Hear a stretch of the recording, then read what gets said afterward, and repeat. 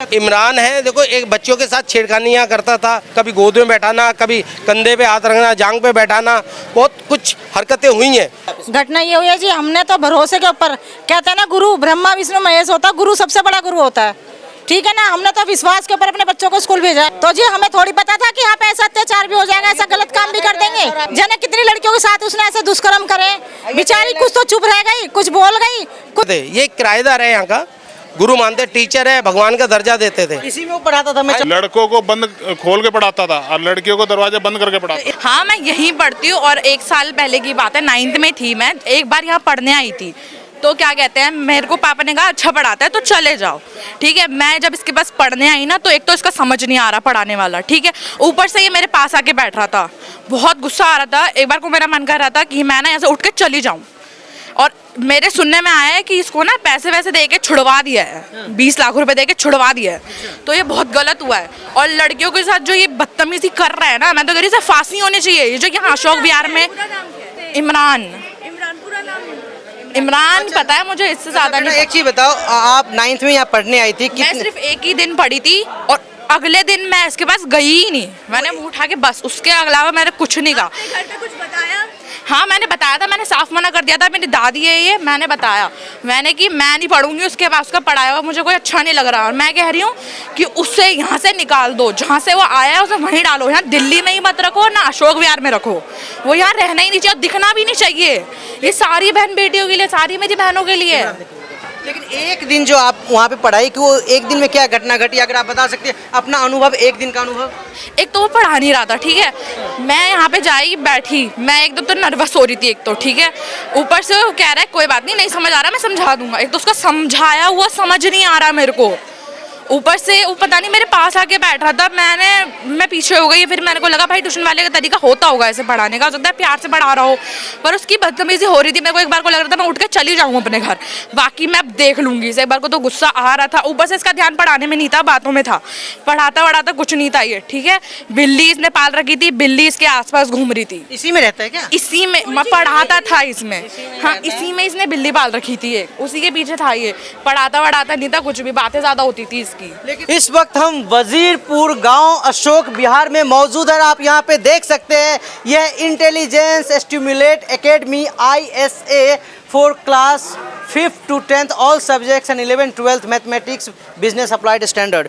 तो यहाँ पे खास वजह है, यहाँ पे पढ़ने वाली बच्चियों के साथ कुछ दुर्व्यवहार की घटना सामने आई है, जिसे लेकर यहाँ पे लोगों में काफ़ी आक्रोश है। मैं चाहूँगा अगर आप दिखा सकते हैं कितने संख्या में यहाँ पे लोग मौजूद हैं और क्या है पूरा मामला, यहाँ पे मौजूद लोगों से चलकर हम बात करते हैं और उनसे हम जानना चाहेंगे इसके बारे में। जी सर, परिचय दीजिए अपना, क्या नाम है? सर मेरा सुरेंद्र कश्यप है। मेरे को जैसे ही पता लगा कि इसने ये हरकतें की हैं हमारी बच्चियों के साथ, वजीरपुर गाँव की बच्चियों के साथ, पता लगा तो हमने थाने में कंप्लेंट किए, तुरंत ही एक्शन लिया, लेकिन ये भग चुका था उस टाइम तक। कौन है ये हरकत करने वाला और क्या हरकत? इमरान है, देखो एक बच्चों के साथ छेड़खानियाँ करता था, कभी गोद में बैठाना, कभी कंधे पे हाथ रखना, जांग पे बैठाना, बहुत कुछ हरकतें हुई हैं छोटी छोटी बच्चियों के साथ। लेकिन हम गुरु मानते थे, ये किराएदार है यहाँ का, गुरु मानते, टीचर है, भगवान का दर्जा देते थे। इसी में वो पढ़ाता था। मैं चाहूँगा कैमरा पर्सन आप दिखाइए, इंटेलिजेंस स्टिमुलेट एकेडमी है, इसमें 5वीं से 10वीं तक के सभी सब्जेक्ट की पढ़ाई की जाती है। ये 12वीं तक के बच्चे आते थे, मतलब 8 साल 12 साल 25 मतलब 10-12 साल 15 साल 18 साल तक की बच्चियाँ आती थी जो 12वीं तक थी। उसके बाद भी बच्चियों ने अब पता लगा है कि क्या कहें, कानून व्यवस्था भी हमारी थोड़ी सी लचकपन है, जो इतना हमें समय लगा।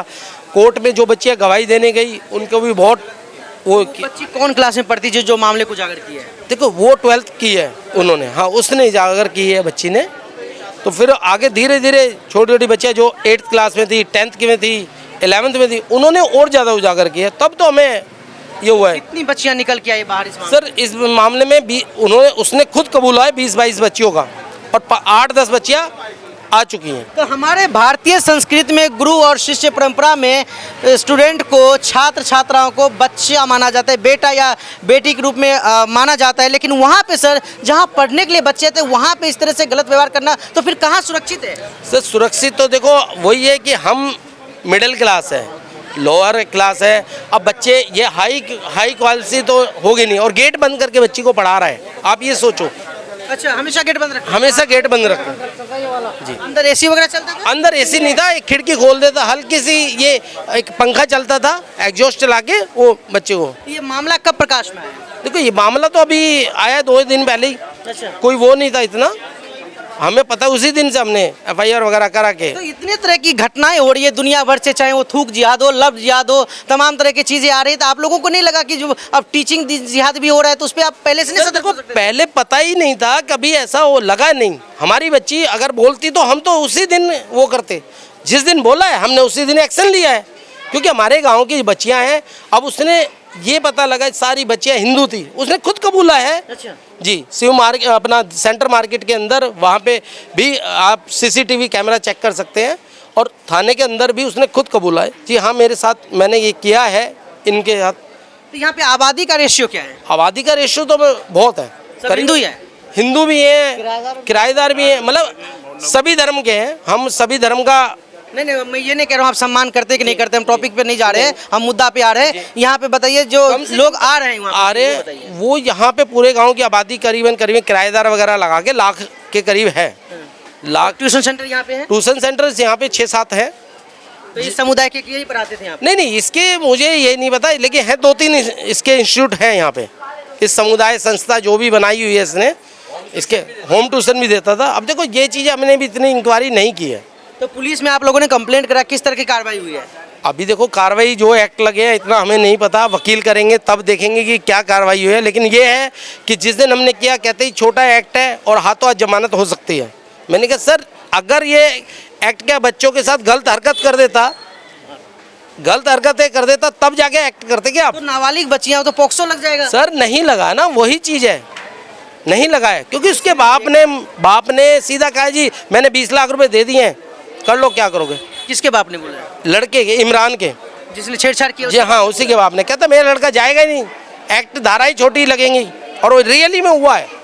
देखो मुझे नहीं पता ये किसको दिया उसने, पुलिस प्रशासन ने सहयोग किया था, बहुत अच्छा किया था, लेकिन कहाँ हमारे उसमें हुई कि राजनीति दबाव में हुआ या कैसे हुआ ये नहीं समझ आया। आप ये देखिए कि हमारे इतने वजीफ गांव के अंदर इतनी गंदी हरकत, और भगवान का दर्जा जिस टीचर को दे रहे हैं उसने हमारे साथ हमारी क्या मांग करेंगे आप? मैं तो यही कि मांग करूँगा उसको सज़ा कड़ी से कड़ी हो, जितनी लंबी सज़ा हो उतना अच्छा है, कि औरों को भी मैसेज जाए किसी के बच्चे के साथ कोई गलत हरकत ना हो, किसी बच्ची के साथ कोई बहन बेटी हो। देखो हमारी सबकी सब बहन बेटियां हैं गांव की, मैं किराएदार हो या कोई भी हो वो हमारी बहन बेटियां ही हैं, जो गांव में रहता है वो बहन बेटी ही बनती है। लेकिन मैं यही अनुरोध करूँगा रेखा गुप्ता जी से या मेरे हिंदू संगठन से, संत से, कि इसको कड़ी से कड़ी सजा दिलाई जाए। जी, जो निकल के सामने आ गए, जो बच्ची हिम्मत दिखा के अपने घर वाले को बताती है, तो बाकी बच्चियां भी निकल के सामने आ रही है। लेकिन जहां पे बच्ची पढ़ने के लिए आती है वहां पे अगर टीचर के सामने वो सुरक्षित नहीं है, टीचर के पास सुरक्षित नहीं है, तो आखिर कहाँ सुरक्षित है? जी सर, क्या कहेंगे आप? सर मैं तो कह रहा हूँ उसके पिताजी ने जो बात बोली ना कि 20 लाख रुपए मैंने खिला दिए और मेरा लड़का 24 घंटे के अंदर अंदर बाहर आ जाएगा, तो वो सबसे घटिया हरकत बोली उसने। 20 लाख रुपए उसने किसी ना किसी ने खिलाए और लड़कियों को बंद करके पढ़ाता था वो, और लड़कों को दरवाजा खोल के पढ़ाता था।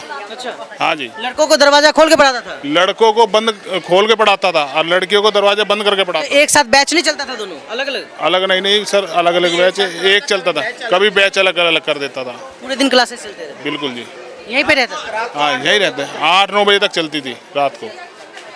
हाँ, और भी कोचिंग सेंटर है यहाँ आसपास? हाँ बहुत है कोचिंग सेंटर जी। यहाँ पे कुछ महिलाएं हैं, इनसे भी हम बात करेंगे। जी अम्मा, क्या नाम है आपका? मामकोर। क्या कहना चाहोगे? मैंने चाहती हूँ जो होया है उसने कड़ी तकड़ी सजा मिलनी चाहिए, हमें न्याय चाहिए। अच्छा, हाँ, और हम क्या कर सकते हैं?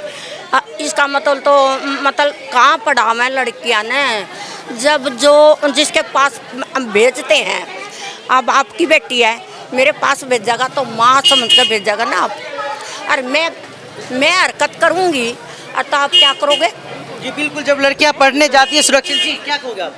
सर हम तो यही कहते हैं, जब हमारी बहन बेटी बच्ची है जो इसको हम ट्यूशन पढ़ाने भेजते हैं, गुरु मानते हैं, जब वही ऐसी शर्मनाक हरकत करेगा तो बच्ची कहाँ सुरक्षित। तो लगता नहीं लोग इस तरह का आए दिन घटनाएं हो रही है तो इन पे विश्वास क्यों करे कोई? सर विश्वास अब हमें पता नहीं था ना सर, अगर हमें पता होता तो हम अपनी बहन बेटियों को मना ही नहीं कर देते, उसे पहले ही ना मारते पीटते।